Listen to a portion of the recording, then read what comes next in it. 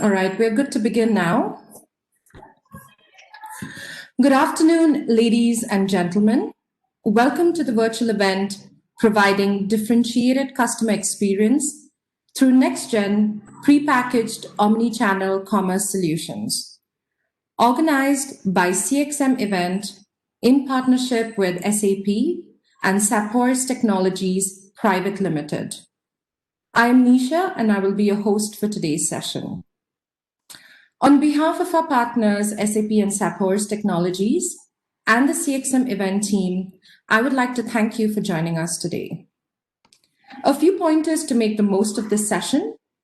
Dear attendees, please keep your phone lines on mute to avoid any disturbance. If you have questions, we do have a question and answer session lined up after each session, or during the session, you can also click on the raise your hand button and you can voice your questions or use the chat option.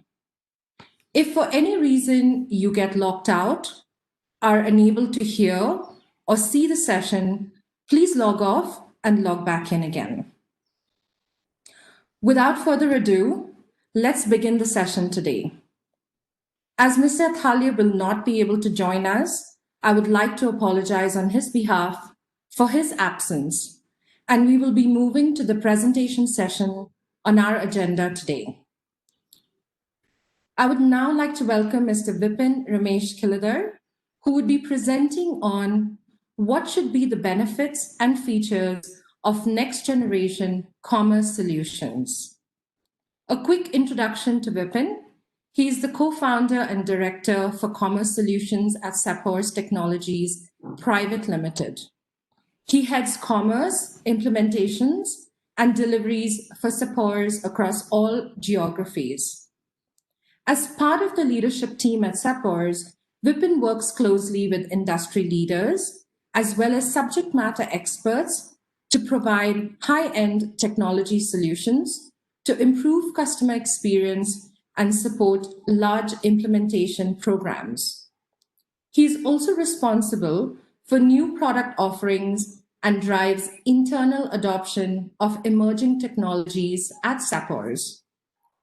Not only is VIPIN a tech enthusiast, he is a health enthusiast and an avid flute player and takes time out from a busy schedule for meditation too.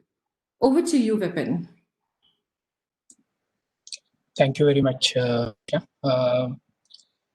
thank you very much for inviting us for such a good event. And I'm happy to be part of a group of such esteemed leaders in the industry to present our solutions and the capabilities.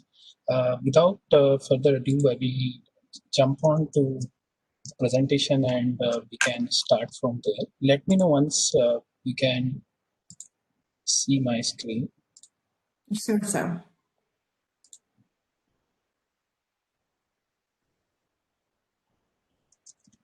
We can see your screen. Yeah, it's in presentation mode now. Yeah. Okay. Thank you. Thank you. Yep. So I think no scores when we start talking about the current situation of the pandemic, wherein we have seen the shift in the overall business, and then definitely change at the various aspects. One of the biggest changes, the business economy changes, certain changes at the personal lives also that had happened, and we are observing all those changes. And one of the biggest change, what we can visibly see is the change in the buying behavior of our customers.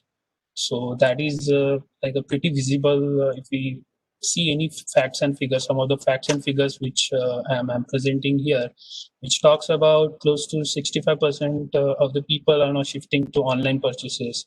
People are more basically now looking at some brands or the online brands who can fulfill their requirement rather than looking at the actual brand. So any brand who can fulfill the requirement of the customers, they are willing to buy from those sites. So that is one such buying behavior we have been observing. Talking about the industry also, considering the situations, the personal health businesses, they also has been forced to build something or manufacture something, which is the hygiene products. The classic example is some of the I would say personal care companies or the manufacturer companies now are into hygiene products. So some of the things like those basically, and then the pandemic situation has helped. I would say to as a company. All right. Thank you. Thank you. Would request all participants to keep your phone lines on mute.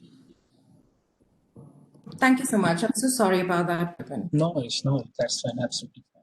So we have been seeing this buying trend behavior because of the pandemic situations, and that forces us basically to think about the 4 to 5 major factors as a business. One of the key businesses like the survival instincts, how we are hedging our future trade disruptions and making sure we are leading our organizations to thrive in the new normal. I think new normal is a new word, and it's becoming a normal also. Like people understanding what's it's all about, and how the companies who were basically more into offline channel and selling offline products, and they have been forced to think about the digital disruptions at the individual companies, that accelerating the digital channel and how they are basically counteracting with the lost offline sales that have been done, and making sure that they are on the right path of achieving their own individual goals. One of the key benefits, or basically, I would say the factor, as I just mentioned a while ago, is how the customer buying behavior has been forcing the business to change the way they are selling the products, be it offline sale or an online sale. And that is some of the I would say like key factors of me relooking at how we are selling our products, or how we are basically presenting our digital channel experience to our customer. One of the key aspects which I would like to say, which is not related with COVID, but gonna be considered here as a part of the digital journey for the businesses, is conversion of physical stores to online. We have been seeing some of the brands who are having offline and online presence, and they also need to consider the plateauing of their physical stores and make sure that they sustain the relevant cost of the Mr. Your voice is going on and off. Apologies. Is it audible looks like now? he's having a technical difficulty. Am I audible now? Or yes, Mr. KILLEDAR, you are audible. Yeah, thank you.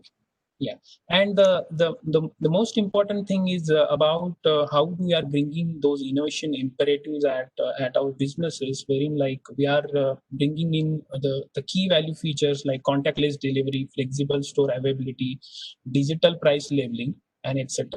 I believe most of the businesses or who are attending the calls, they are mostly falling into the two categories. I would like to call it as the two categories: someone who already have some solutions, and someone who is looking to have such solutions online. And someone who already have a solution, they definitely would like to have their solutions to make it scalable and innovation imperatives to adapt to their business requirement.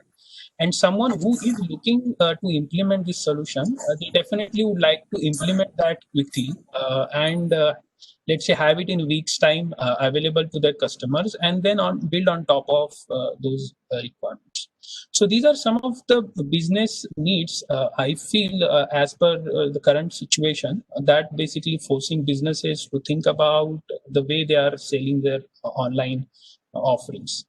So let's talk about some of the key capabilities we feel as part of with our experience as an individual service providers in space of commerce.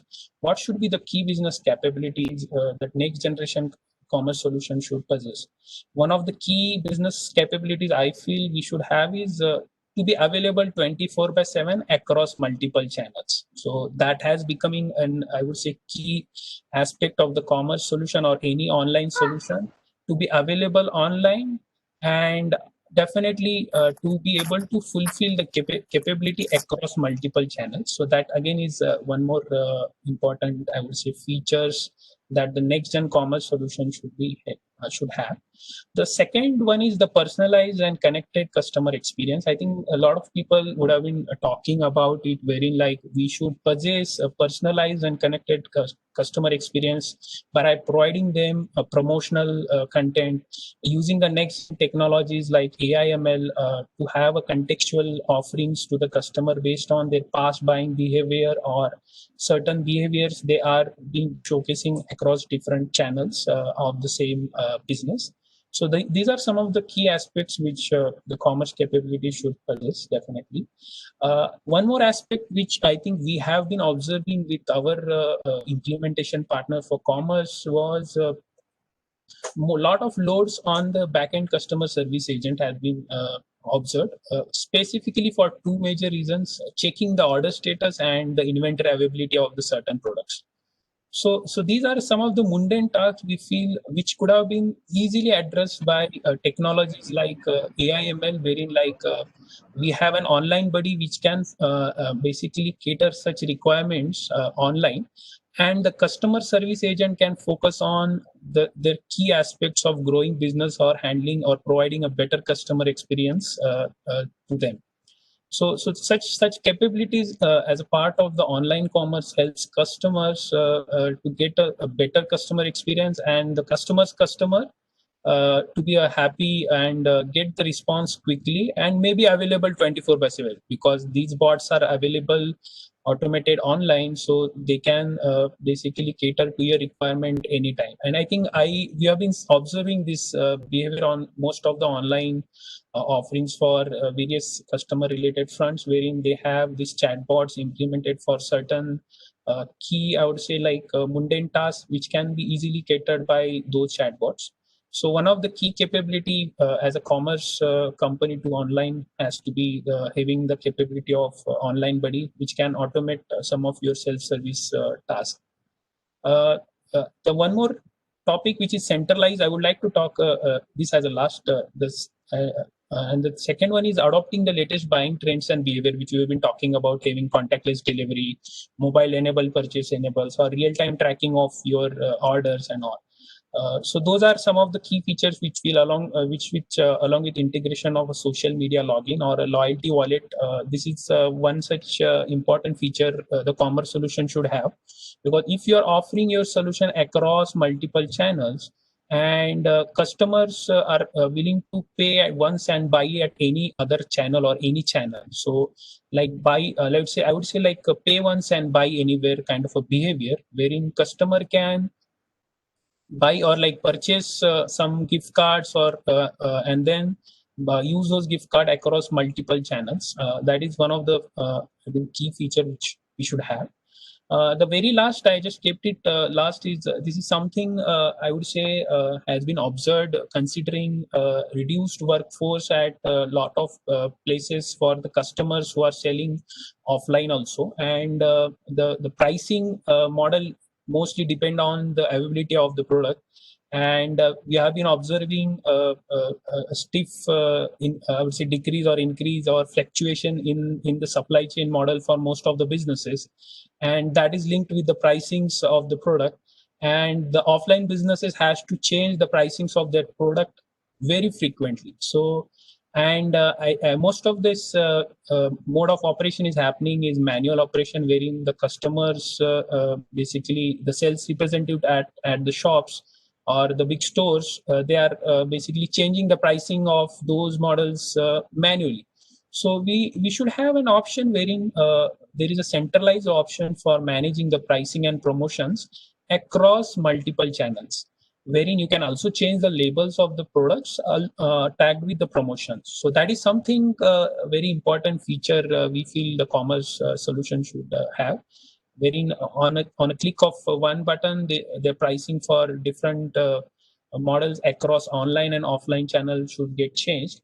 And on top of that, the customers who entered your shop should also be able to see the product informations, more product informations which is integrated with their online channel, and have an option of QR code embedded on those labels, which customers can use to scan this and show some more information like calorific values or certain benefits of the product, which currently is handled by the sales reps which are on ground in that store.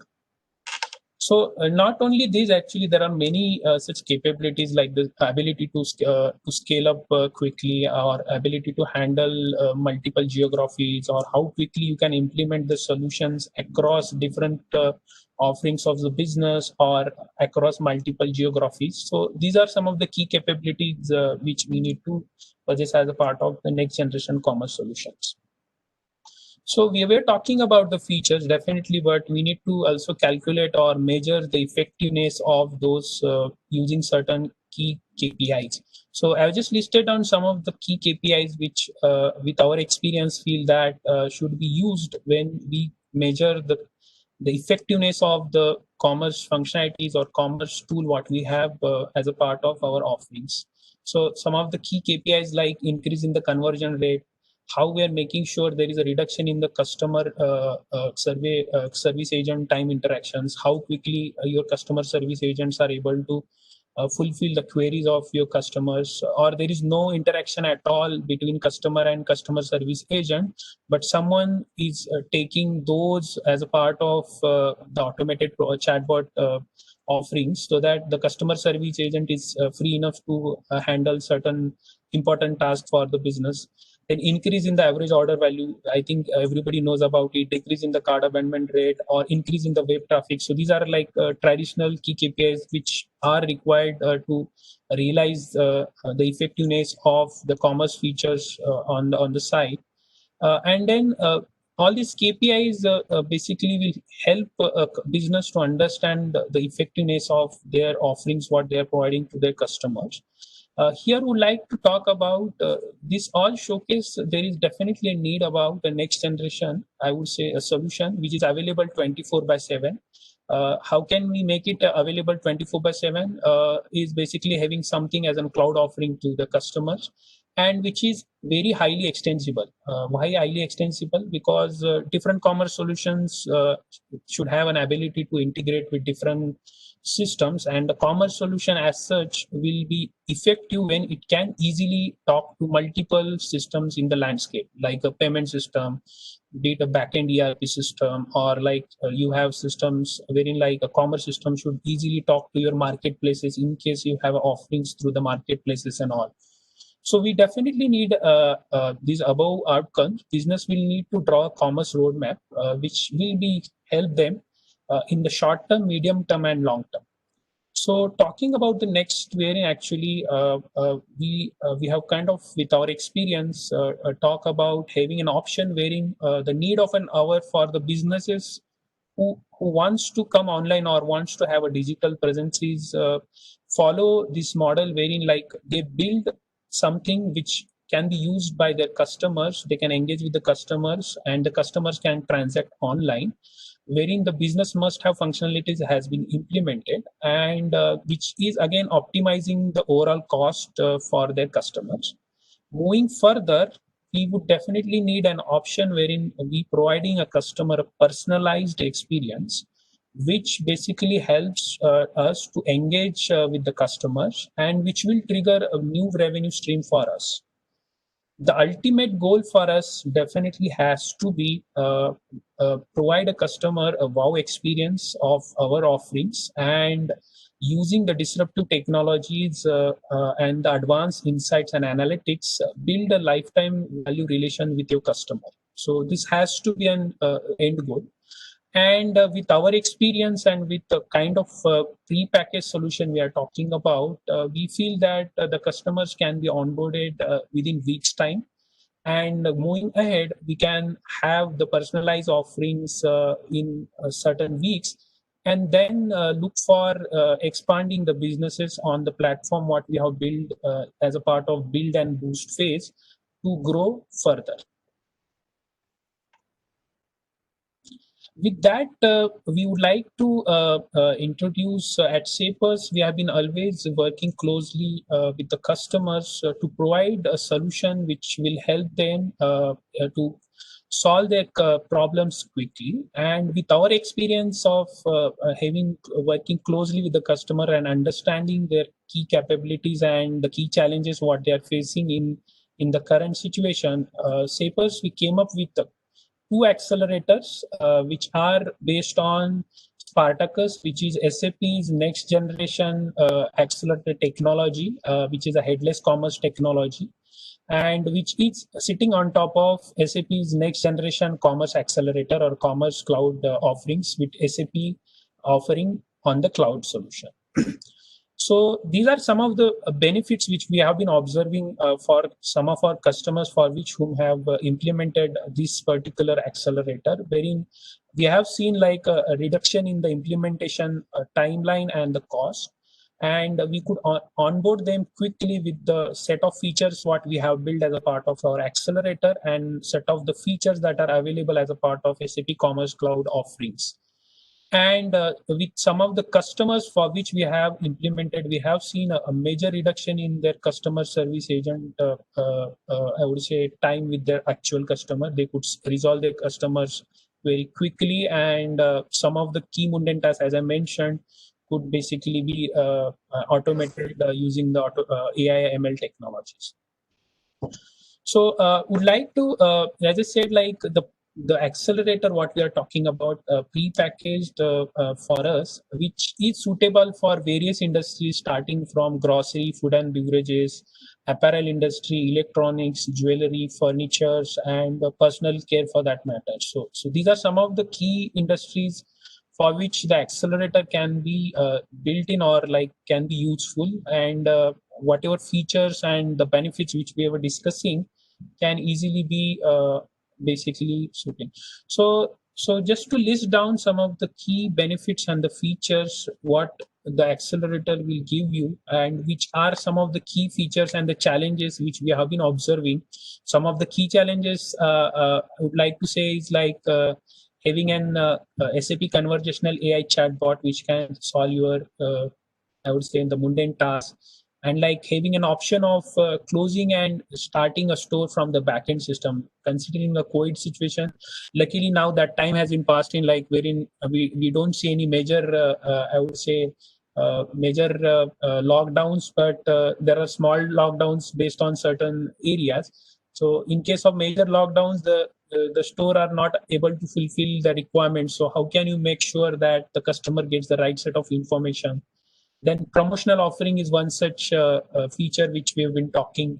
Then ability to sell your products as a part of a bundle, or having an option for customers to customize their products. So these are some of the key benefits which basically a customer would definitely need as part of their offerings. What I will do is actually I will just walk you through those features with the actual demo, what it looks like on the features. Before that, I would like to talk a bit about one of the feature which we were discussing about is centralized pricing and promotion for the retail store. So this is one key feature we believe it has to be available for the businesses, wherein they can have an electronic shelf labels and using the centralized error-free contactless integration with your backend ERP, it can lower the pricings for the individual products, and having an option wherein actually you can also integrate this particular labeling solution with your online channel, wherein your customer should be able to have an option wherein they can also scan the QR codes embedded as a part of the labels and seek the information about the products online, wherein actually they get a more information about the products calorific values or various options or various information what we need. One such integration between the online and offline channel, what we have done as a part of the solution, wherein actually the customers, as I mentioned, should be able to not only buy it from the online store, but also should have an option wherein they can also buy those values from the offline, and we give a customer a end-to-end experience wherein irrespective of the channel, they're basically getting a pay basic that they're able to pay the value of their orders without paying at their counter, but just showcase the values which are available as a part of the mobile application. Certain more features what I was talking to about that I will do one thing is actually I will just showcase you as a part of the video what we have captured for the solution. So this is how the site basically looks, which is built on the Spartacus, which is the next generation SAP framework for the commerce.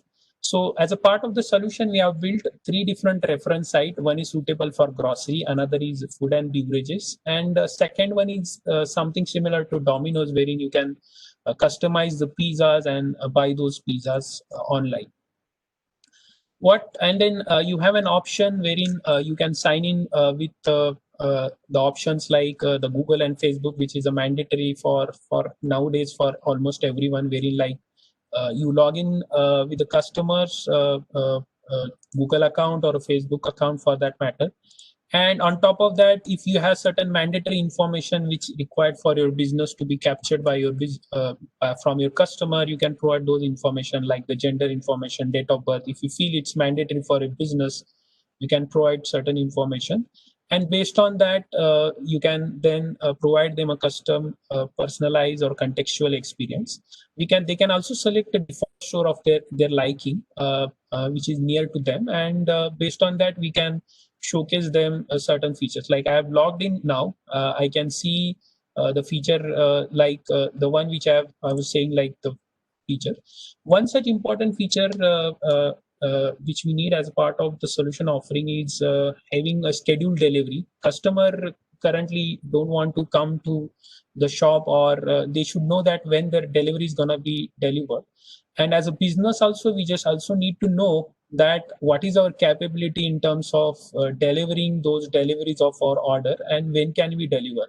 So we can have a solution wherein the customer should be able to see the deliveries that are available for them based on the day, and they can place the order accordingly. So selection of a delivery slot is becoming like one of the key features for us, which can be used for the payment or for the option. And then providing certain special instructions, again in such I would say not a big feature but a very important feature for us, wherein like customers should be able to provide certain information. In this case, I am saying that add some extra cheese for me because I like cheese, and ability to have an option of paying through multiple channels. So that is one such feature what we have built as a part of the solution. One such feature which is required or must for us is having a contactless delivery option or a curbside delivery, wherein once a customer places an order, we embed certain mechanisms through which customer can, in case customer is liking or like they want to have a pickup option, wherein we provide them certain verification, and based on the verification, the customer can come to the actual location which we have mentioned them for the curbside picking. We can even have an option wherein in the email we can inform them about where they need to park their vehicle, and based on their arrival, we can verify the order based on the QR code embedded as a part of their confirmation. And once the order is verified, the sales rep or the person will hand it over the order to the customer. Thank you, Mr. Setter. Sorry, sir, to interrupt you. In the interest of time, we'd have to wrap up. Correct. Just a minute. So some of the feature what I was explaining is like ability to build the products and having an option of wherein you can have the loyalties and gift cards which are required as a part of your solution. That is again an imperative solutions or a key benefits which we feel the next generation commerce solution should have. And then, as I mentioned, ability to have a chatbot which can solve your mundane tasks. Like in this case, I want to see order status or something. The customer can select the appropriate category and the chatbot will provide the required information to you. Yeah. So thank you very much. Over to you now. The forum is open for the discussions and the questions. Thank you, Nesh. Thank you, VIPIN. We do have one question that has come in, but before we go into that, again, if any of the attendees would like to ask VIPIN a question directly, you can click on the raise your hand button on your screen and you can voice questions directly, or you can type it out in the chat function. So while we wait for that, sir, we do have one question from Mr. Bansal. Can these labels be digitally displayed and connected where you don't have to change the printed labels? Yeah. So the solution what we are talking about is basically something similar to your digital USA readers, right? Nowadays we have a lot of digital readers wherein they are working on the e-paper technology. So those digital displays what we have showcased you, they can be centrally managed wherein you can change the label, product name, pricing, promotion, and there are different kinds of labels that are available. The ones which you saw in the image, those are like available in two colors. However, you have an option wherein you can also have a color display of those, and those can be handled through the backend solution or a backend centralized system wherein you can even change those on the real time. So yes, to answer your question, yes, they are pretty much managed from the backend, and we can change those labels on the fly. Okay. Another question that came in from Mr. Bansal as well is, customer experience in online retail is incomplete without successful delivery. How do you integrate the logistics of delivery? Yeah, it's a very good question. So basically, as I said, the commerce solution or any solution for that matter you have, it should seamlessly integrate your backend delivery channels which are available in case you have your own delivery offerings, or if you are relying on some third-party delivery service providers. Your system should integrate seamlessly and should be able to update real-time statuses of those on the fly without any delay. So the commerce should have a capability wherein it can be integrated seamlessly, and in case of any errors, it should recognize those errors and try to intimate the backend systems handler or to the customer appropriately. So that again becomes an important aspect, because sometimes because of certain errors the status basically gets hanged in one particular status, but the system should be capable enough to identify and rectify such errors that are basically getting raised as a part of the integration. To answer you, the system should definitely have a capability of integrating. So at the solution which we are offering, the SAP Commerce Cloud, is seamlessly integrated with the backend SAP system for all such scenarios, starting from order placement, the status updates, and the delivery updates and all, wherein all those things are managed in your SAP portfolio, and commerce is your front face wherein you get all this information reflected. Thank you, sir. We do have two more questions, but we'll have to keep it to the end of the session in the interest Sure. of time, as we would like to move on to the panel discussion now. The panel discussion, thank you, sir. The panel discussion is on benefits and features of next generation commerce solutions. This will be moderated by Mr. Dharmender Khanna, and our three panelists, either who we've already met, Mr. Kumar and Mr. Sommel Mehta. I would request all attendees to please keep your phone lines on mute to avoid any disturbance. Thank you. But before we proceed to the panel discussion, allow me to introduce all of them. Mr. Khanna, who will be moderating this panel, is a dynamic go-getter, retail professional with 2 decades of experience in retail as well as online sales. In 2019, he was awarded the most influential e-commerce professional. This year, he's bagged the Top Retail Minds 2020 award and the Retail Icon of the Year 2020 award, as well as the Omnichannel Leader of the Year 2020 at various industry forums. He's known for making retail operations profitable by capitalizing on growth opportunities, implementing promotional marketing strategies, and upholding fiscal integrity. He has spearheaded adding of new categories, creating and maintaining alliance tie-ups, and conceptualization of innovative marketing promotions to make e-commerce business a success story in India. Sir, could you please keep your phone lines on mute? Thank you. Currently, Mr. Khanna heads brand management and digital initiatives at SSIPL Retail Limited. Over to our panelists, we have Mr. Gopakumar, who is the Chief Operating Officer at VIPIN. He has over 25 years of experience across various formats and channels of retail, such as food and grocery supermarkets, lifestyle departmental stores and specialty retail.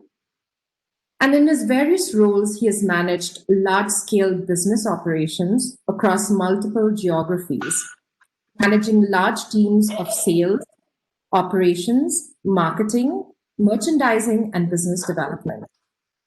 At Shoppers Stop, he managed large format departmental store operations, leading his award-winning customer loyalty program, the First Citizens, as their brand manager. Next, we have Mr. Sommel Mehta, Country Manager, India and Southeast Asia at the Kraft Heinz Company.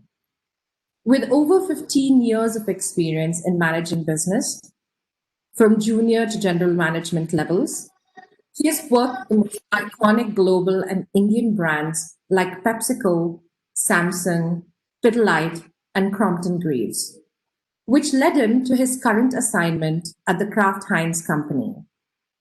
Being a consumer product domain expert, he has been able to acquire reasonable expertise in the field of setting up and scaling up of physical distribution of products across the length and breadth of the country through the right set of channels for the right set of customers and consumers.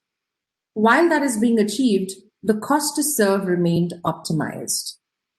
Over the years, Mr. Mehta too has won several accolades, from Best Sales Manager during his time at Pidilite and PepsiCo to the Top Performer Award at Samsung. And finally, our last panelist today is Mr. VIPIN, who needs no further introduction as you've met him already. So without further ado, over to you, Mr. Khanna, to kick off the panel discussion.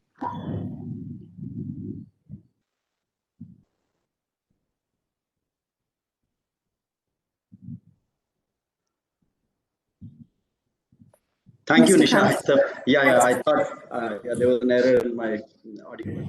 Thank you, and great meeting the esteemed panelists Gopa and Sommel. It was very nice hearing you, VIPIN. It was an insightful session from you. I think most of the points I wanted to take you already addressed, but any which ways, I'll start with Gopa and Sommel first, because you already covered a lot of points.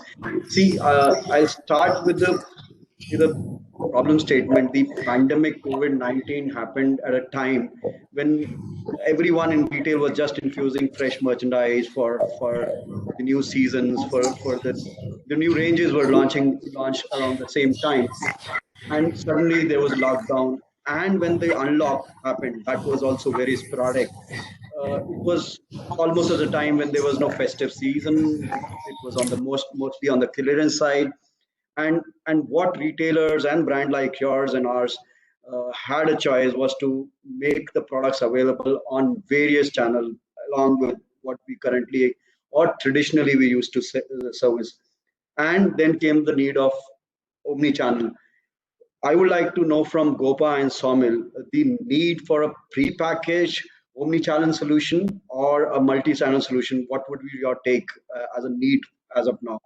Although that became a basic necessity, but what would be your choice? Just an omni-channel which services within your integrated network, or a multi-channel, every product available at every platform, including servicing from store to curb, home deliveries, online, marketplaces, and so on and so forth. Gopa, over to you. All right. Hi, hello everyone, and yeah, thank you for to CXM to be holding this event, and happy to be here. That was a great presentation, VIPIN, on the capabilities of Spartacus, and it was nice to see a complete solution which a retailer would really appreciate. To answer Mr. Dharmendra's question, multi-channel, omni-channel, and all these buzzwords which are going about, I think it's for the retailer to really, figure out what is working for them and what is really relevant for the consumers. And I'd just like to take a kind of a step back and look at it from, how the retailer mindset was pre-COVID. And let's just kind of step back, let's say pre-March, and look at it. So pre-March, all the solutions that we were looking at across the board, be it food and lifestyle or let's say specialty retail, was about getting our supply chain, our product availability was right, getting the right products onto the shelves at the right pricing and the right value proposition, relevant communication and campaign management tools to be able to cater to the various segments that come into hundreds of stores that are spread across geographies. And that was always a priority. So category management, supply chain, operational efficiencies, faster transactions. These were all the solutions that we would look at. There was also this this whole gamut of solutions which was there on the side. Fancy solutions like our operators like us would like to look at it in terms of there's a projects department, there's an IT department, or a marketing department working out on technologies like, augmented reality, kiosks, things like what we call video shopping. And all of this were there somewhere on the side. And probably these were not really scaled up. And the ownership died over a period of time. And this, were relegated to, let's say, these stations being switched off and finding some content in the store and lying there. Cut back now to COVID times, and we are not out of a crisis. I would not get ahead of myself. We are learning to kind of, live with it and move forward. There is a consumer there to be served. There is a consumer whose demands have really changed.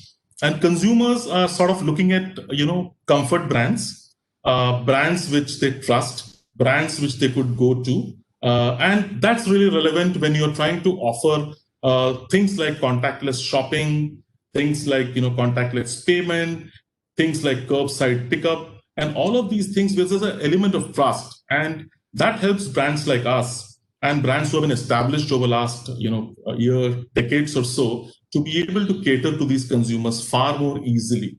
And these technologies, which were relegated as, let's say, some kind of fancy, shiny object, at a corner somewhere, are now being dusted off and are being repurposed to be meeting these consumer demands, right? So you have fast adoption that is happening currently for augmented reality, virtual shopping, things like, contactless payments, contactless shopping, being there on marketplaces. And I can tell you for a fact that most of the retailers across all segments are working hard to repurpose themselves, train their teams, and to be able to cater to this customer demand.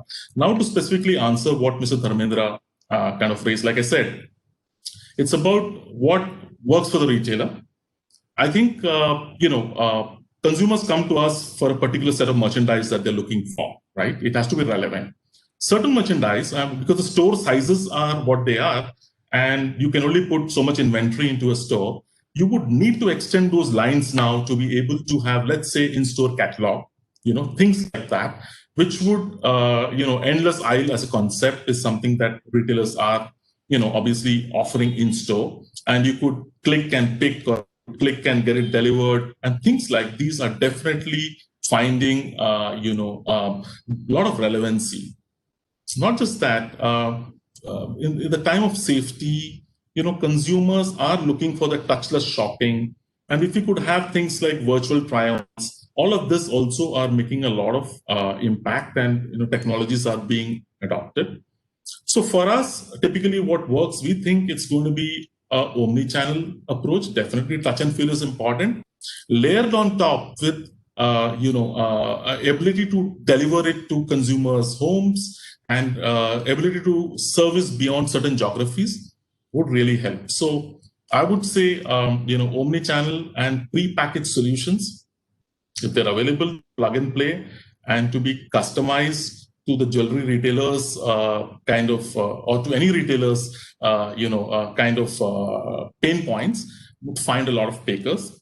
And we as operators are definitely looking forward for such solutions. That would be my take.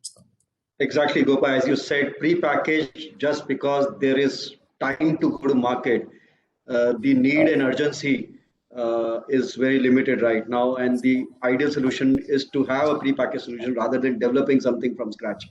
Over to you, Sommel. What's your take on need for a pre-packaged solution, especially in your case when the sales were not exactly impacted, even during lockdown for product like yours, consumables, FMCG? Okay, thank you. Thank you, Dharmender, for that question. And yes, Mr. KILLEDAR, insightful presentation. Never knew that something like this can be pre-packaged from an organization like yours. So thank you for that enlightenment today. Most of the points Mr. KILLEDAR and Mr. Gopakumar have covered. So I'll try to go to the bottom of the pyramid. I'll try to inverse the situation and look at it from a consumer's angle completely. What is it that the consumer is looking at today? And answer every question, because this is a larger, as a company philosophy, this is our approach. We are really consumer obsessed company, and everything that we do, we look at consumer first, and from that bottoms up approach is what we look at any solution, whether it is in the technology domain or in the product domain or servicing domain. So today I think there are broad things that the consumer is looking at. Probably it's assortment, which is Mr. Gopakumar mentioned, relevant assortment, I would say. Least amount of time, also Mr. Gopakumar mentioned that least amount of time interacting while shopping. And this is not only limited to physical shopping experience, even on online, because the quantity of online purchase also gone up really because of the lockdown impacted by COVID. So people don't want to spend time much, just want to quickly shop and check out. And yeah, most important thing is safety aspect, how it is integrated into the entire experience system. Coming to what approach consumer companies like ours would have, we definitely would love to have an omni-channel presence. In our case, the demand is completely, not just it is, I would say, fragmented, but it comes from every part of the country. We basically serve every large, or a typical FMCG company caters to every section of the society and every geography of the society. So it has to be an omni-channel approach where you try to be present wherever your consumer is going. And today the consumer is going almost everywhere. We can't even neglect the physical demand of being physically present, because a large chunk of our business in FMCG comes from the rural area as well, where servicing by the tech giants is still pretty limited physically. So we have to be there as well. So we cannot even neglect that. But eventually what is happening, as I see from every aspect possible, COVID, while we are using COVID as a pivot point to discuss, I think COVID is only accelerating what is going to be an eventuality at some point in time. There is nothing that COVID is doing which is not going to happen at some point in time within our own living times itself. Okay, it's just accelerating this stuff. So where do I see technology can embed experience of consumer experience? And I'll say again, I'll invert and I'll go a step above the consumer, which is the physical retailer. I'll learn from them. So I'll see what the consumer wants, and as I say, three broad things that the consumer or he or she is looking at. Then I'll see to it, if I am embedding a technology into my servicing requirement, I'll learn from the retailer, the local mom and pop store who services the nearby catchment very efficiently. I'll not look at the tech giants, or even not look at the modern trade world. I'll tell you why. Because what does this local store is doing? We are talking of home delivery today. This local store has been doing home delivery since ages in that catchment. Okay, we are getting home delivery by ordering from an app is a fad. Getting home delivery per se is not a fad. It's not a new thing. It's been happening since ages. He in fact provides credit also, which your credit card is doing since maybe a couple of decades now. This guy has been giving you credit since ages now. Generally, I have seen, when I was young, I was growing up, we used to buy, store used to deliver at home, and my father, once his salary comes in, he would go and clear all the bills for the previous month. So that's credit. So he does that. He's been doing that since ages now. He is also upselling. He knows ki, if I am regularly buying a 500-gram pack of a certain SKU, he tries to sell a 1 kg as well. Or maybe maybe if I'm buying a regular chocolate, maybe a premium version of that chocolate. So he tries to upsell as well. Today, all the tech-enabled apps have notification. If in case something is out of stock, you can just say, notify me. Those things will send you a notification. This guy won't send notification, he'll deliver you. And I'll tell you this experience just yesterday, it happened in my home that we wanted a certain thing. My wife went to the store. The guy said, no, it's not there. It will come in the evening. By 8 o'clock, it was just one packet, but he delivered at my home. I mean, we talk about personalized experience. This is where personalized experience actually comes from. This is what we all need to really learn from the next door. He's not even notified. Okay, sir, this thing has come. He's delivering me. Okay, we were not having. I was not having change. It was some $35 only, and he said, "I'll take it." So he gave me credit also. Okay, so I think inverse the pyramid, learn from every step above that, and try to see whether everything gets integrated as an experience. Because what we think is a new user experience, as I just spoken to all of you, a lot of that experience has already been embedded in our lives since quite some time.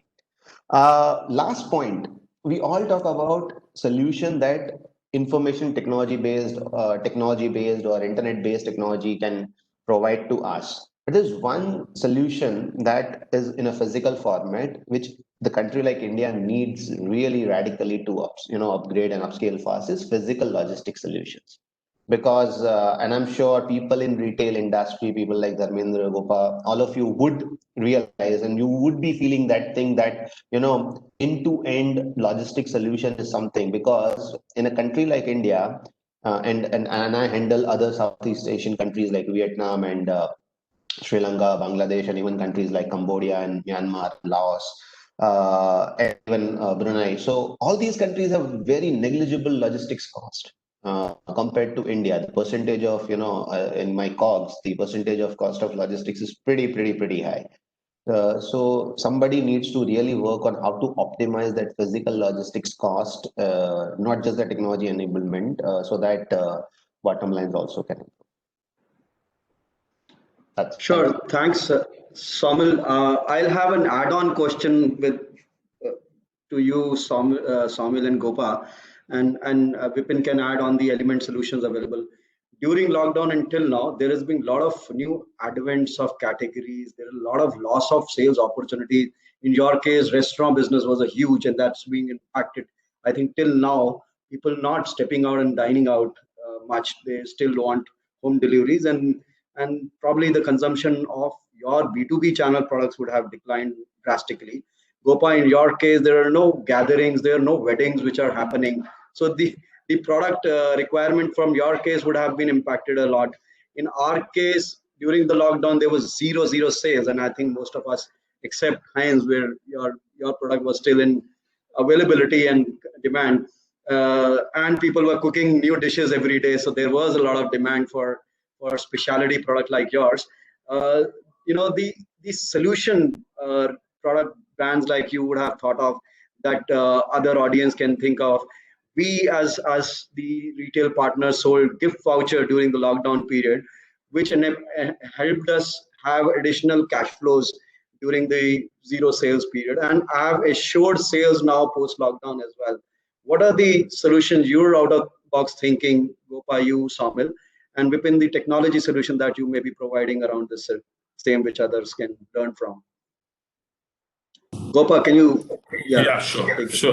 Yeah, again, interesting question, Dharmendra. I think, jewelry. I mean, at one point of time, I would have thought, it's about basic survival now, and where is the jewelry industry going to go?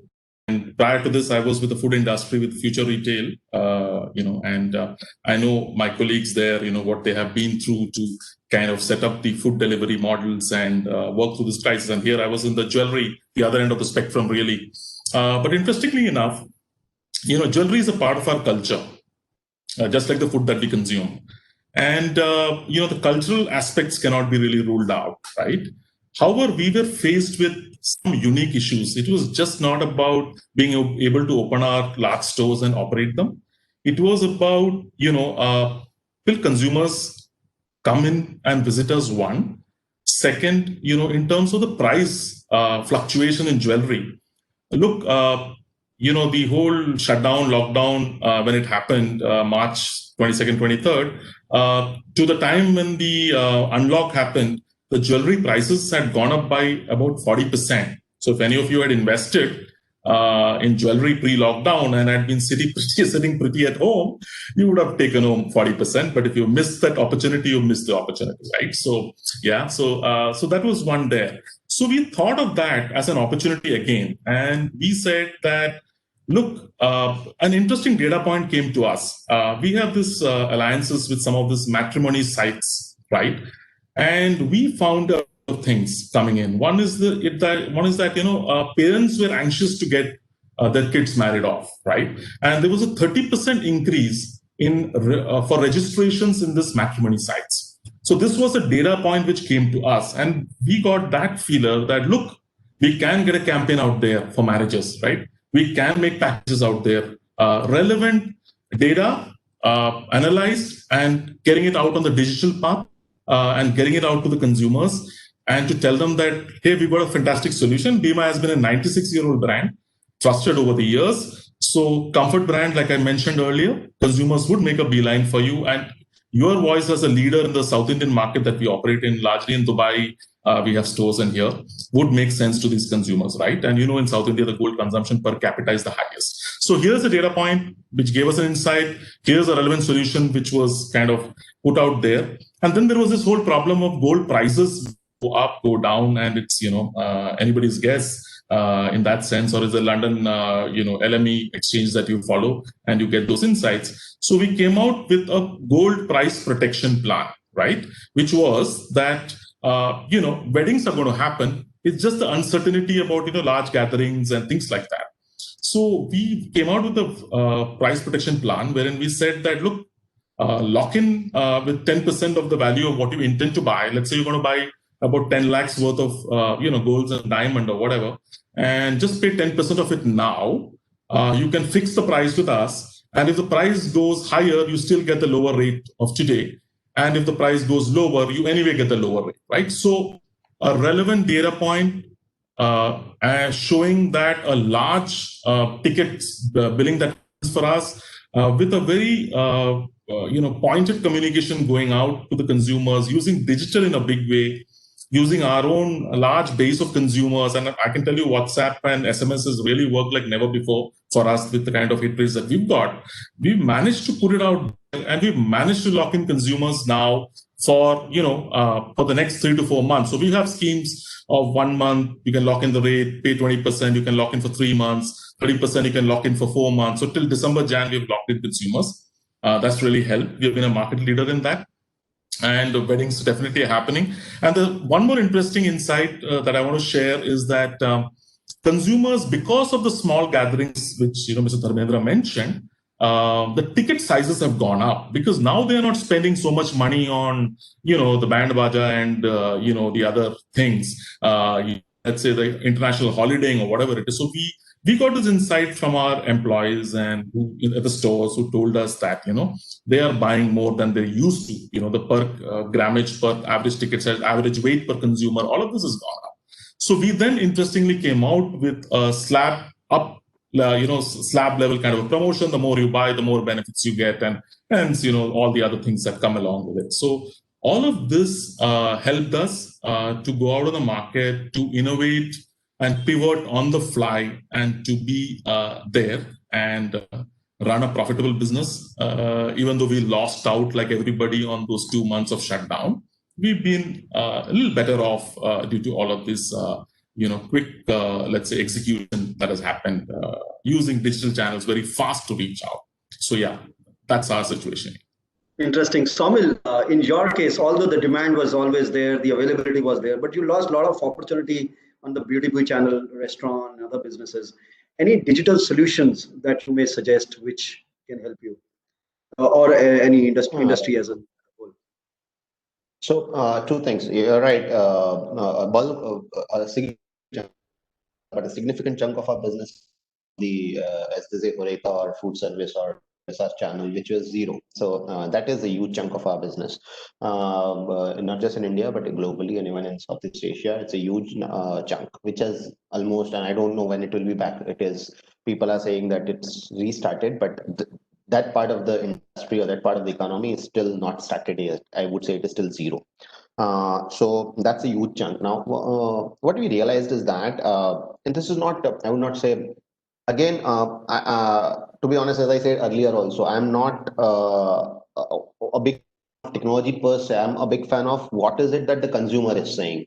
So we started getting a lot of, I would say, from the existing feedback mechanism of, say, our consumer email ID or even our call center numbers, we started getting a lot of calls from consumers with regards to stocks not being available, because initially in the lockdown also our supply chain was completely disrupted, because our factories were initially shut, our raw material and packaging material suppliers were shut down, and even when it started, like say to manufacture one particular SKU, you would need at least 20 to 30 various items.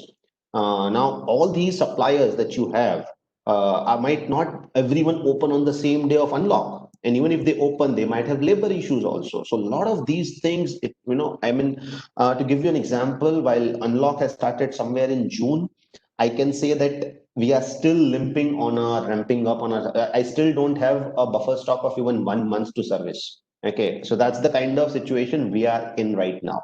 So how do we address this particular situation to meet the consumer demand? Because one part of your demand in a food service channel has slumped completely. The part is still making noise because they are not getting adequate stocks to fulfill their or satiate their need. So we saw a lot of influx on our various engagement platforms that we had, and one of the things that we realized is that consumers were looking typically for bigger packs, because now they are shopping with less frequency. They don't want to go out much. They just want to once in a week or maybe once in 15 days and just get whatever best they can. So that's one insight that we really got. The second thing, Dharmendra, you rightly mentioned, people were cooking in home, experimenting a lot.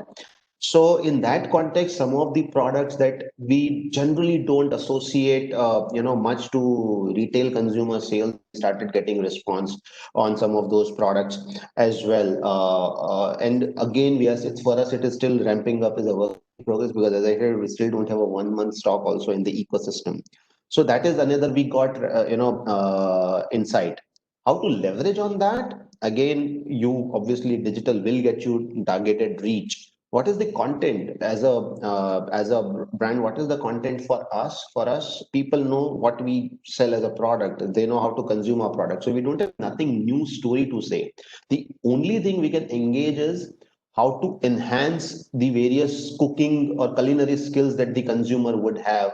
So that's what we embarked upon in various countries that I'm for Kraft Heinz, and we deployed a lot of, or we partnered with a lot of, Instagram stars or even local chefs and stuff like that to host cooking shows, cookery shows, culinary shows, where they use our product and host a show where they teach the people what new dishes they can cook easily at home using our products and some of the other home ingredients that would have. So this is one way where we try to engage with the consumer. Honestly, you're right, Dharmender, that we benefited. I would not say we benefited completely, because as I said, our supply chain was it's still in a complete disarray, I would say.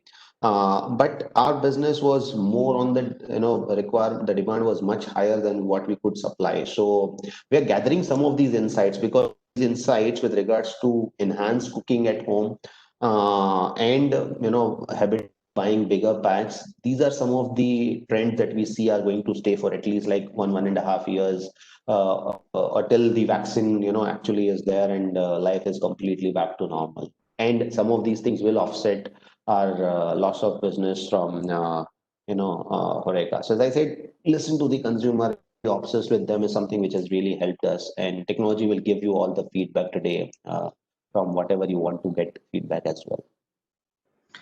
Thanks. VIPIN, you heard our problem statements. There is a drastic shift on CX personalization that we may be able to were delivering, and after COVID, see on the top of the pyramid, my topmost customer who were on my RFM as the top customer also tried to shop on, say, WhatsApp bot or my video channel, or the most valuable customer was buying lowest value, and there was drastic shift in the categories they were buying. My top customers who were buying my premium products came in, bought slippers, which normally they don't buy, but then that's the biggest selling category that suddenly became. My entire personalization experience has now little drifted, and now I'm trying to churn the data and understand how I can deliver personalization to my existing customer with the new data from the cohort I'm getting. Need your inputs on the solution and how we can deliver personalization in these kind of circumstances, these kind of situations as well. VIPIN. Yeah. Thanks, Dharmendra. Also a very good insight from Gopa, Samuel, and Dharmendra.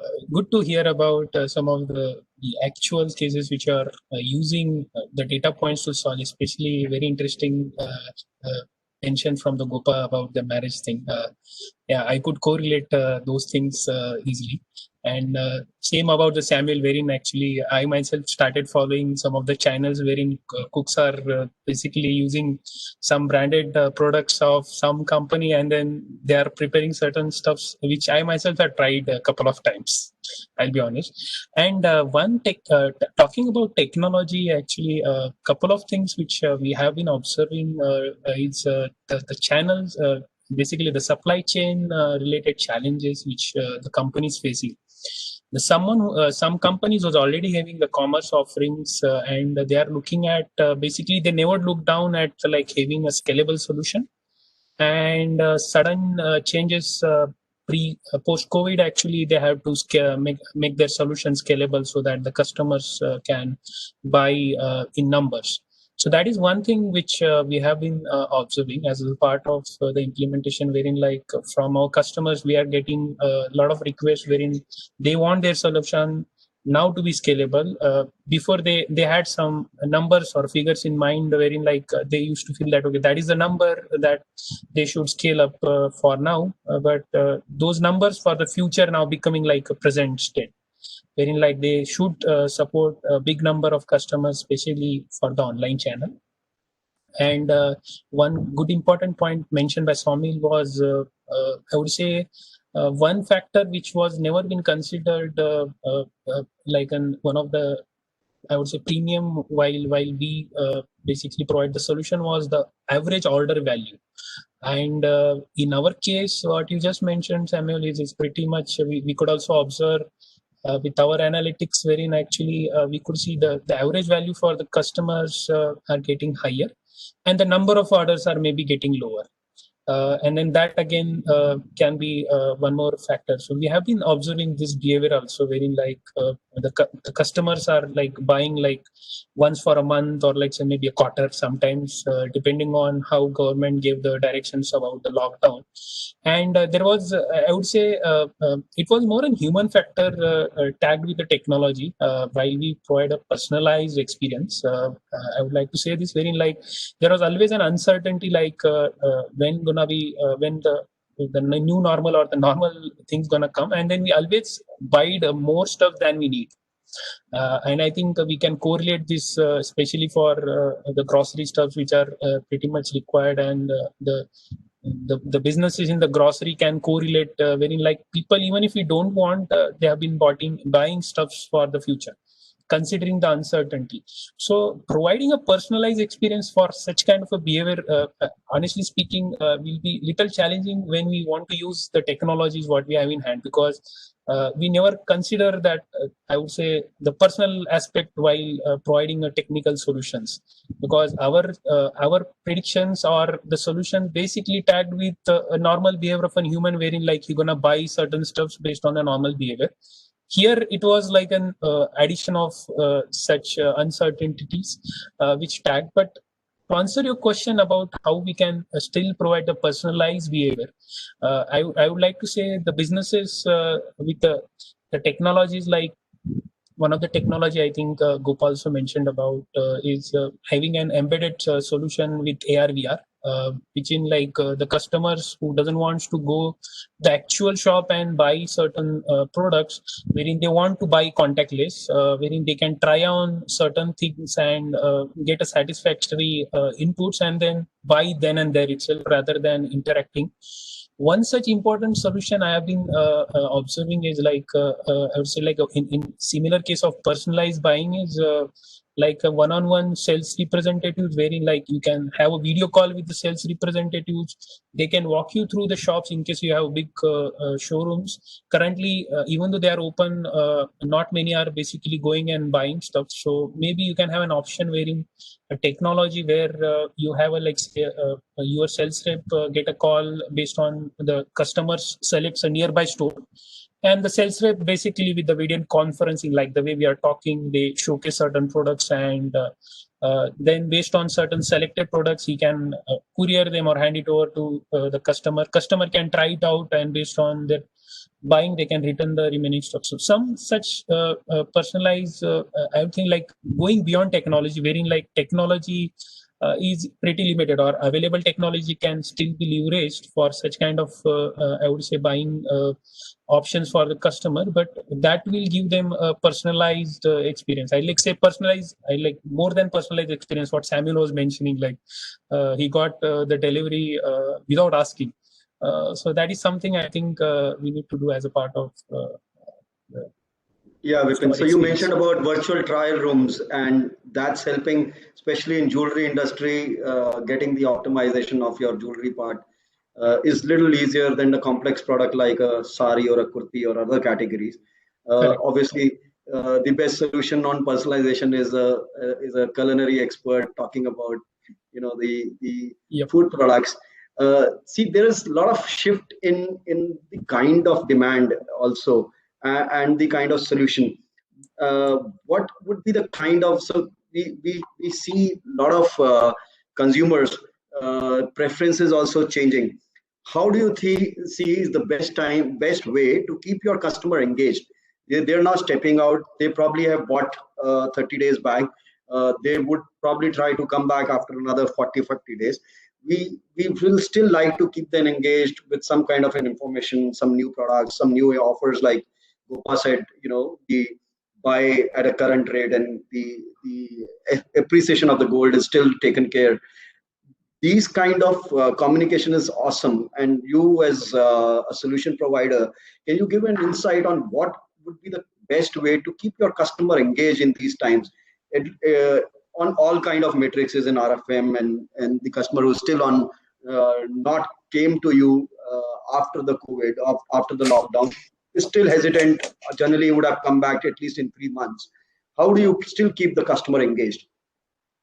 Yeah, it's again a very good question, Dharmendra. Wherein like as a technology, as you rightly said, previously there were multiple channels through which actually based on certain data points, we used to have a stipulated or like a dedicated campaigns for such state of like depending customers. But in this case, what you just mentioned, like we have been observing, one thing is having an option for the customer, wherein like I think Samuel mentioned a very good point, like how do we engage with them is like I can take an example of FMCG industry, or like jewelry for that matter.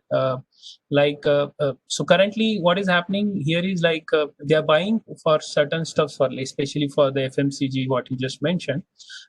So having an influencer in between to basically have an option wherein certain personality whom we like, and then having options. So here social media integration comes up and plays a very vital role, I believe. Let's say I follow certain set of celebrities on those social media, and then suddenly I get a message saying that this celebrity is basically liked or have basically posted certain videos on those products and providing a benefits or providing information about the products. So that basically is one of the key aspects wherein a social media integration wherein can be utilized in an effective way, wherein we engage the customers rather than buying a product, because for buying product definitely they need to interact with the commerce channel, but having engagement of the customers, we feel that having a social media integration with your existing solutions wherein you should be able to maybe show it on the commerce site also if possible, or have it as an interaction or you take your brands to on those social media and have an option there. So that is, I feel can be a better solution to interact or keep engaging them on the platform. Yeah, Vipin, so you rightly said, see, every step during the last 6 months has given us some new virality and some element during these times. So we started the campaigns like Stay Fit, Stay Safe, because we do sell all of the best fitness products and top sports brand. And then came fitness as immunity booster.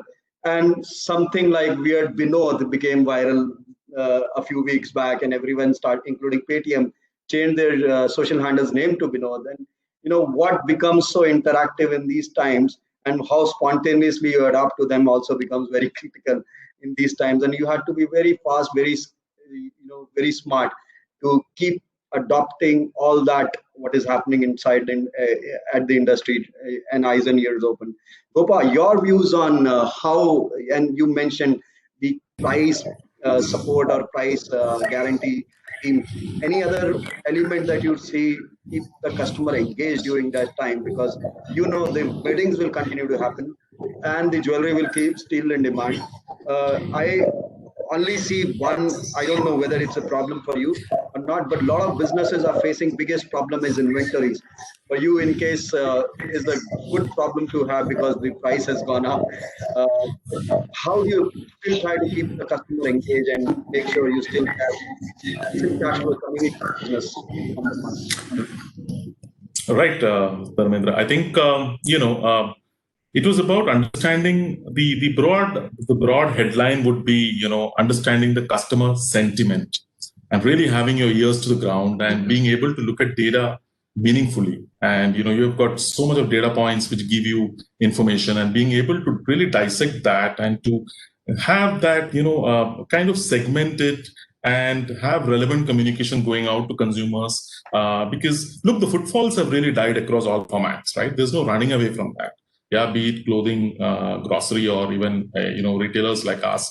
The footfalls have the casual purchase, the browsing consumer, all of that is gone. Now consumers are very purposive. They want to spend least amount of time. They want to get it done with the transaction, and they want to get back to safety and comfort. So sentiments really have been for the consumer of keeping them engaged. The first bit, and still that continues, is about a safe shopping environment and hygiene at the stores. Definitely, you can get out communication out there through digital, through YouTube, through all the medias, and certainly send out flyers to your consumers and tell them about the environment that you are keeping. So that really gets people talking, and that really has helped us. That consumers have referred and recommended our brand to be able to come and shop for their needs. So that is one big thing. The second thing, like VIPIN also mentioned, it's about, and our influencers, not the typical influencers, the category of influencers at that level, but consumers as influencers, and getting them to talk about it and getting those bites out there was very important. A lot of social messaging in mainline media also really helped us. And also showing the way we handle ornaments. We got this whole Corona oven kind of a thing installed at our stores, and while some of them were showing bacterial wipes, we did this whole Corona oven thing, and we installed at our stores, and consumers could come in and just even take their jewelry out and put it out there and get it sanitized. It takes 12 minutes, and this was all ICMR approved things. So we did all of those kind of, retail is a theater after all, right? You got to have all of these things happening, yeah, and then. Use of digital has really increased. We traditionally spend a lot of money in the traditional media, but digital across platforms and getting consumers to, appreciate what we are doing and answering their queries and getting them into our stores. All of that really helped us. And we've launched our AR and we've launched Web AR. You could experience it from the comfort of your home. Earlier, these were fancy things to do. Today, we are getting orders out of it. Video shopping, something we've launched. We've closed some good ticket sizes. We have people who are unable to visit from US and other places to India because NRIs would start coming in now, but they are booking and we're able to kind of, get their relatives to come and pick up. So we've been open. There is so much more to do. These are early days, but we are adapting at the speed of thought and trying to execute, very relevant shopping experience for our consumers. So that's where we're headed, and lots more to do, Mr. Dharmendra. Sure. I think for the paucity of time, I'll have one quick last question from each of one of you. We need to make sure and the costs come down now, because your margins has drained, because most of the time where you were supposed to earn, all of us supposed to earn, is gone into zero sales. But the costs continue to come in, your rentals, electricity bills, your salaries, although wherever you got some kind of support were there, but the cost has gone drastically high. So keep your costs down and increase the productivity.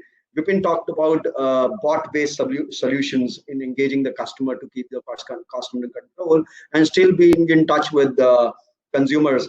What is the you guys, your personal experiences in keeping your cost down and still increase your productivity? Sommel, you, Gopa, and VIPIN, anyone who wants to take this question? Gopa, can you take quick one from you on this? You're on mute. Operational costs have really gone up. Not just that, we are now providing additional like gloves and sanitizers and whatnot, and those have all not been part of our P&L, right? So P&Ls are being rediscovered and new entries are coming in, where ideally they should not. How retailers operate with work on margins. So yeah, they've gone up, and what we're trying to do is obviously, look at each of those. There are controllable costs, uncontrollable costs. You would know that's how the P&L we work with, and uncontrollable cost is something that we really work on, using marketing monies more wisely, using we are with 50% staff at the stores because of social distancing norms, and obviously we are trying to deploy them using SRM modules, strategic resource management modules, which helps us deploy people and also drive the sales of the high margin products, and really track margins very closely, track sell-throughs very closely, track what needs to be replenished, stocks which are above, typically you categorize your stock as A, B, C, D, the fast movers, slow movers, and things like that, where replenishment needs to come in. All of that, every single point needs to be, really worked on to be able to have effective inventory at the stores and effective productivity through the people, and to get better realization from consumers. For now, definitely, the cost of operations is what it is. And we've got to, add those additional items. So it's a balancing act, really. But yeah, we're well balanced and trying to kind of, keep a steady pace on it, is what I would say, yeah. Dharmendra, you're on mute. You're on mute, yeah. Dharmendra, No, am I on mute? No. now. Okay, so we built a digital solution based out of Microsoft Kaizala, where every store manager in the morning has to update their health like Arogya Setu update, and give us an update on the SOP that we have standardized in their stores. You never know which city, which inspector will come, and there's an additional cost to the cost which you're already incurring as a penalty because somebody is just not wearing a mask or a sanitizer is almost empty. So just making sure digital inputs are always there. So, or we have across country 300 store. each and every store is following those SOPs, and each and every staff is healthy and giving us an update that they're all safe, and so that we make sure the consumers also are safe, and that kind of environment is also increasing cost, but at least the digital solution are there to provide these kind of data points where we are able to control at least some of the cost, as not getting to penalties from these sudden inspections of not following the SOPs. VIPIN, any solution that you suggest here? Yeah, I think someone who already have a solution and looking at the optimizing the cost, definitely there are multiple options. I would like to start something like someone who wants to start their digital journey now, because they've been mostly in offline mode and they want to become online. So that is where actually some solutions which are like already pre-packaged and having certain set of I would say predefined functionalities that are available for them, those can be useful, as in like because it's pre-packaged and it can drastically reduce your implementations in case you are looking at basically implementing the online footprint or wants to go online there. And if someone is already having all these, I would say, the technical aspects and looking at optimizing the cost, is something basically will be very specific to the businesses. As in, like for Gopa, it might be a different, as you rightly said, for you having an inspection solution wherein like you upload health of the individual personnel working in your industry or at the stores, and maybe for Gopa, as he mentioned, for him the priorities might be different. But having a unique solution for different needs of the businesses will be, I would say, difficult, considering the situations are different and what. But if we have basically what is basically common across those, I would say is a couple of things, as you said, like having an available to the customers is pretty important, and customer feels safe when they want, or when they are buying from your platform or from your store.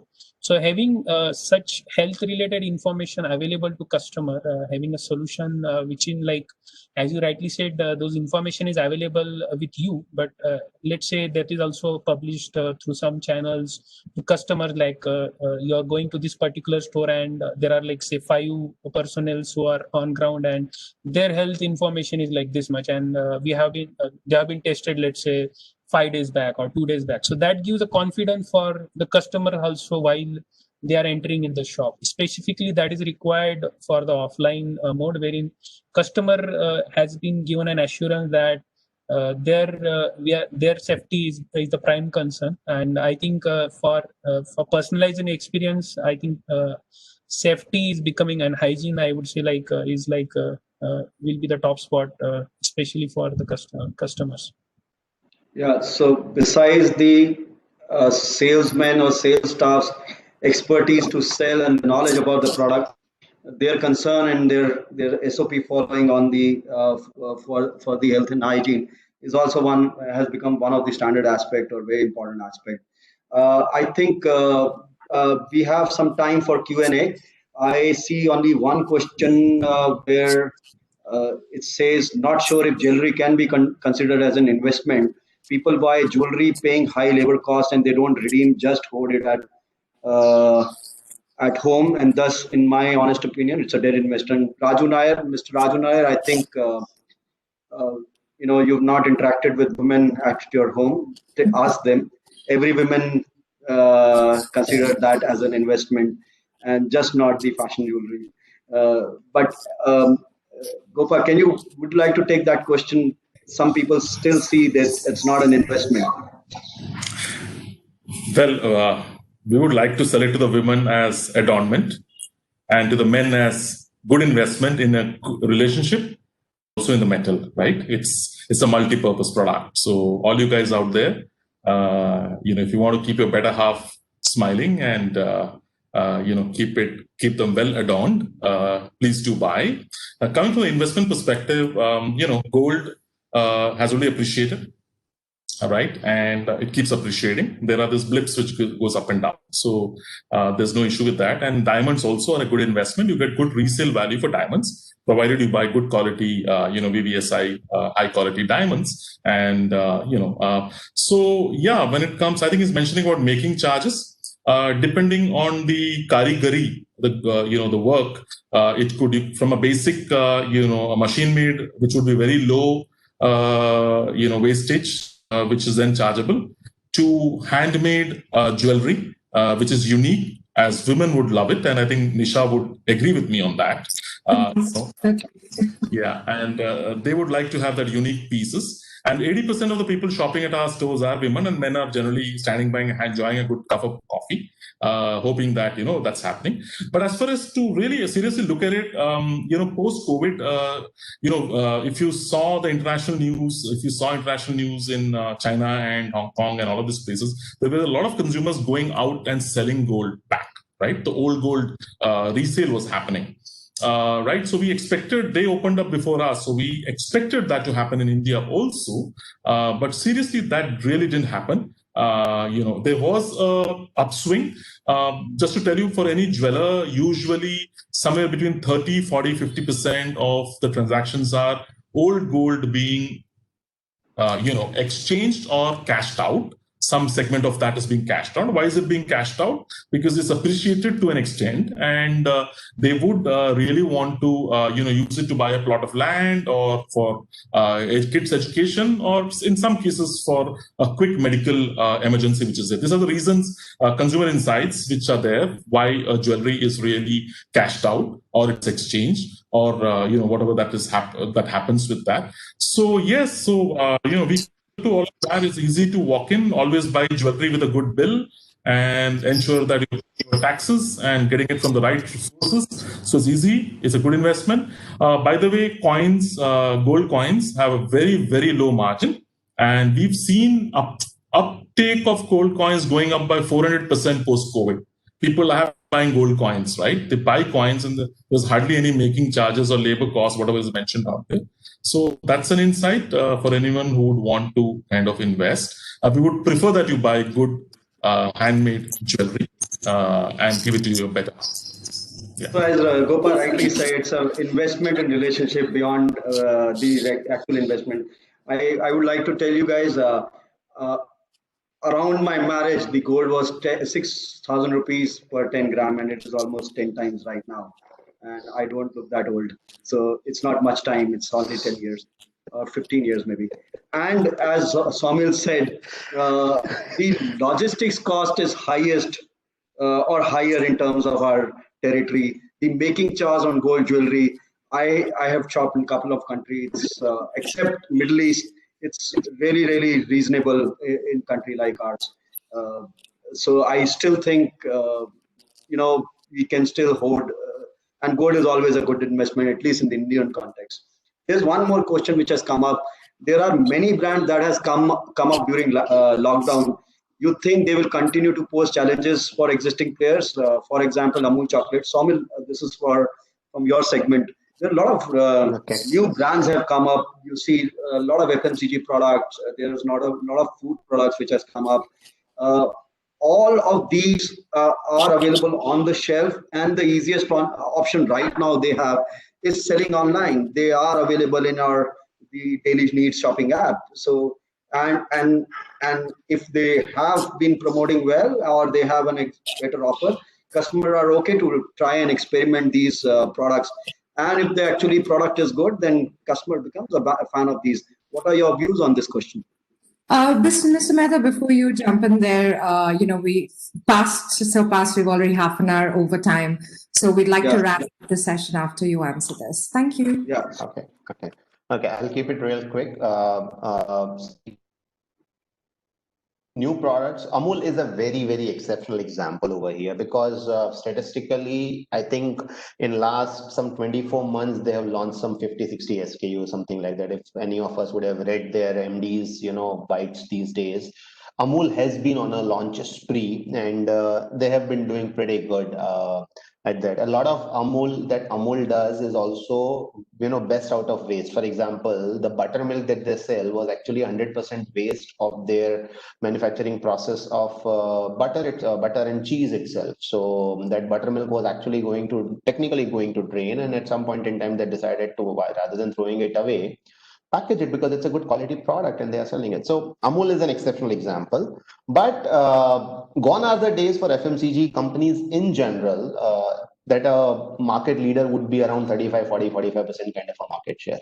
Okay, today competition has fragmented market share big time for most players in most categories, and all these launches will continue to impact market leader because at the end of the day, David will be able to hit a Goliath. That's the reality.